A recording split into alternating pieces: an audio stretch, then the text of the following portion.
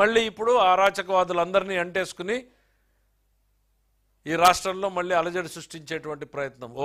రాష్ట్ర అభివృద్ధి మీద ఒక కుట్ర జరుగుతోంది. వైఎస్ఆర్సీపీ ఆలోచనలు, జగన్మోహన్ రెడ్డి గారి ఆలోచనలు, ఈ రాష్ట్రం ప్రశాంతంగా ఉండకూడదు, పెట్టుబడులు రాకూడదు అనేటువంటి ఒక దుర్మార్గమైనటువంటి ఆలోచనతో చేస్తున్నటువంటి కుట్ర ఇది.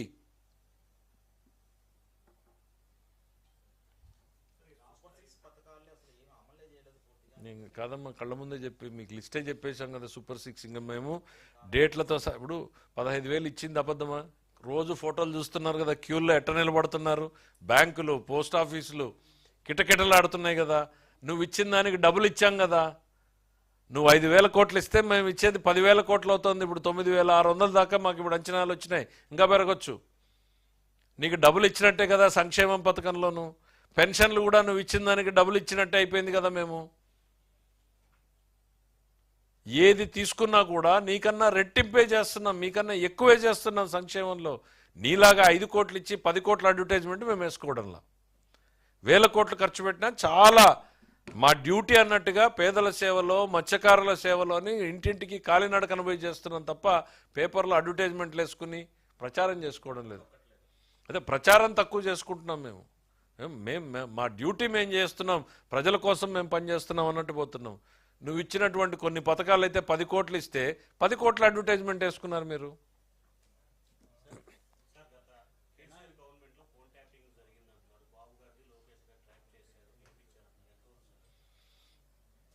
ఇప్పుడు ఆ గవర్నమెంట్ చేసింది, అక్కడ ఇన్వెస్టిగేషన్ వేశారు కాబట్టి సిట్లో వెలుగులోకి వస్తున్నాయి.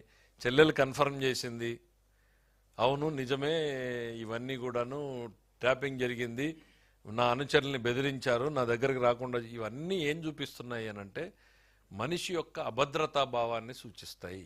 జగన్మోహన్ రెడ్డి గారి అభద్రతా భావం ఎటువంటిది అంటే సొంత చెల్లెల మీద కూడా నిఘా పెట్టుకునేటువంటి అభద్రతా భావం. మనకి ఇది ఎప్పుడు కనపడుతుంది? ఢిల్లీ పాలించినటువంటి సుల్తానుల టైంలో కనపడుతుంది. ఈ కుటుంబంలోనే 17 మంది సోదరీమణుల్ని చంపుకున్నటువంటి చరిత్రలు ఉన్నాయి మనకి ఢిల్లీకి. సో అట్లాంటి హిస్టరీ కనపడుతుంది. కుటుంబంలో రప్ప నరికేస్తామంటే ఒకటి చూసాము, గొడ్డలి పోటుని చూసాము, మళ్ళీ తల్లిపోటు చెల్లిపోటుని చూసాము. సో ఇవన్నీ కూడా పార్ట్ ఆఫ్ హిస్ హిస్టరీ. ఆయన అభద్రతా భావంలో నుంచి వస్తున్నటువంటి ఆలోచనలు ఇవన్నీ. ఏమైతే మాకు అట్లాంటి ఆలోచనలు ఏమి ఉండవు.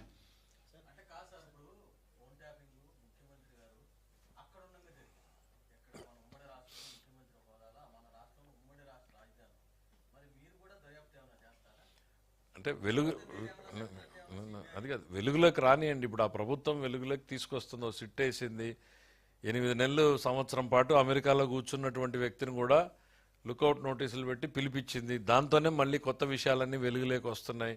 ఏదో ప్రైవేట్ సెంటర్లో ఎక్విప్మెంట్ పెట్టారు, ఏదో గవర్నమెంట్ చేయడం కాదు, ప్రైవేట్ ఇళ్లల్లో పెట్టారని ఆ ఇంటి దగ్గర పోయి అప్పుడున్నటువంటి ముఖ్యమంత్రి గారి ఇంటి చుట్టూ పెట్టి ఆయన ఏం మాట్లాడుకుంటున్నాడో, ఆ రోజున్న ప్రతిపక్ష నాయకుడు తెలంగాణలో రేవంత్ రెడ్డి గారి ఇంటి చుట్టూ పెట్టారని, ఇంకో మంత్రి ఇంట్లో ఎక్విప్మెంట్ పెట్టి ఇవన్నీ చేశారని రకరకాల కథనాలు వింటున్నాం. రానియండి, రిపోర్ట్ వచ్చిన తర్వాత చూద్దాం ఏం జరుగుతాయి అనేటువంటిది.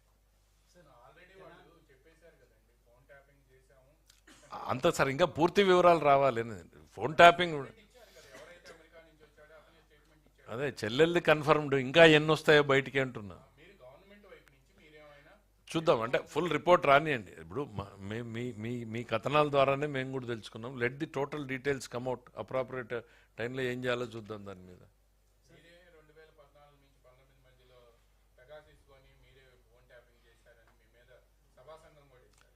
అదే వేసుకున్నాడు, అబాస్ పాలయ్యాడు కదా.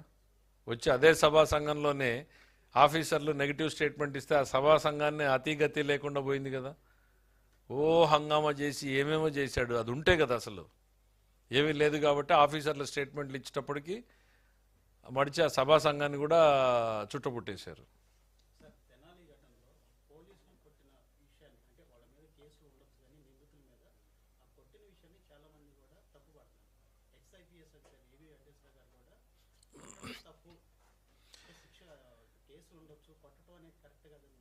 ఇది లాంగ్ డిబేట్ దాని మీద. Friendly police versus fear of police అనేటువంటి డిబేట్ అనేటువంటిది చాలా జరుగుతోంది. చాలా రిఫార్మ్ కమిటీస్లో కూడా డిస్కషన్ జరిగింది. పోలీసులు ఎంతవరకు ఫ్రెండ్లీగా ఉండాలి, ఎంత మేరకు పోలీసులు అంటే ఫియర్ ఉండాలి అనేటువంటి చర్చ. బేసిక్గా కొట్టడం అంటే చంపే ఉద్దేశం కాదు, సమాజంలో కాస్త భయపెట్టేటువంటి ప్రయత్నం. నేను అనేది దాన్ని సమర్థిస్తున్నానా ఇంకోటి అనేటువంటిది కాదు, ఈ డిస్కషన్ ఉంది అనేది చెప్తా ఉన్నా. ఇప్పుడు మనం ఫ్రెండ్లీ పోలీసు వైపు అడుగులేస్తూ ఉంటే అదే పోలీసు వ్యవస్థల వాళ్ళే చాలామంది చెప్తున్నారు, మనకున్న పోలీస్ ఎంతమంది 1,00,000 మందికి ఒకడో లేక 50,000 మందికో 10,000 మందికో ఒకడు ఉంటే it is the fear of police only which controls, అది తగ్గించకూడదు అనేటువంటి భావ వ్యక్తీకరణ చేసే వాళ్ళు కూడా ఉన్నారు. కాబట్టి ఇప్పుడు పోలీసుల పాత్ర ఏంటి అనేటువంటిది కాదు, పోలీసు వ్యవస్థను ఏ రకంగా మీరు తయారు చేశారు గతంలో, ఇప్పుడిప్పుడు వాళ్ళకి స్వేచ్ఛా స్వాతంత్రాలు వచ్చి కనీసం శాంతి స్థాపన చేయాలనేటువంటి ఆలోచనలను ముందుకు పోతున్నారు. అంటే ఆ స్పెసిఫిక్ ఇన్సిడెంట్ మీద నేను అంత డీటెయిల్గా పోలేదు, కానీ బేసిక్గా పొలిటికల్ యాక్టివిటీలో జగన్మోహన్ రెడ్డి గారు ఏమి సందేశాన్ని ఇస్తున్నాడు అనేదే మనకు most important lesson for the day. Thank you.